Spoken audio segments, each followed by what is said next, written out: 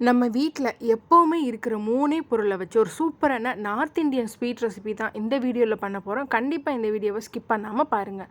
அதுக்கு ஒரு பேனை ஃபஸ்ட்டு காஞ்சதுக்கப்புறம் 7லேருந்து 8 ஸ்பூன் நெய் நம்ம போட்டுக்கலாம். நெய் நல்லா உருகுனதுக்கப்புறம் 1 கப் கோதுமை மாவை நம்ம சேர்த்துக்கலாம்.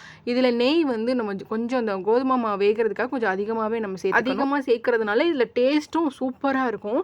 அந்த நெய்யிலேயே வந்து நம்ம கோதுமை மாவு வெந்து இந்த மாதிரி சப்பாத்தி மாவு பதத்துக்கு நல்லா வெந்து வந்ததுக்கப்புறம் 2 கப் நாட்டு சக்கரை சேர்த்துட்டு நல்லா மிக்ஸ் பண்ணிக்கலாம். இதில் நாட்டு சக்கரை வந்து கம்பல்சரி தான்.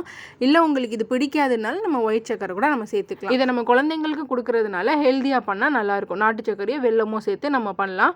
இப்போ நம்ம கைவிடாமல் இதை கிண்டிட்டு இருக்க ஒரு 15 நிமிஷத்தில் பார்த்தீங்கன்னா குருணையாக நம்மளோட ஸ்வீட் ரெசிபி சூப்பராக ரெடி ஆயிடுச்சு. இது ஒரு நெய் தடவின தட்டில் ஆற வச்சு நம்ம தேவையான ஷேப்பில் நம்ம கட் பண்ணிக்கலாம். கட் பண்ணி வச்சுட்டு இது ஒரு வாரம் அளவுக்கு கிடவே கிடாதுங்க. குழந்தைங்களுக்கு நம்ம வீட்டிலே இந்த மாதிரி ஸ்வீட் செஞ்சு கொடுக்கலாம். தேங்க்ஸ் ஃபார் வாட்சிங் ஃப்ரெண்ட்ஸ்.